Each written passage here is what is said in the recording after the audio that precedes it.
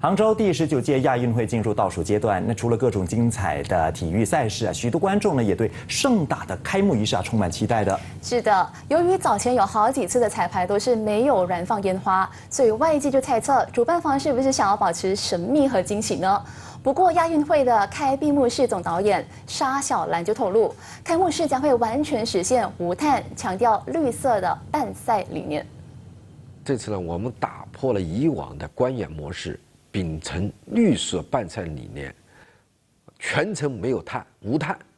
没有烟花，主火炬采用绿色的燃料。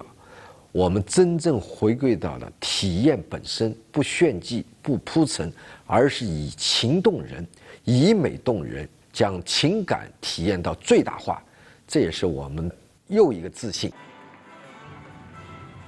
亚运会开闭幕式总导演沙小兰接受中国中央广播电视台专访时表示，这次的开幕式呢，摒弃以往大型活动既定的烟花表演模式，主打拥抱绿色思维，不燃放烟花。他补充，火炬和照明啊都使用绿色燃料点燃，真正的回归最原始的状态。当晚的表演预计将会充分的运用高科技，将情感体验做到极致。这一届的亚运会定于9月23号到10月8号，在杭州和浙江等其他5个协办城市举行。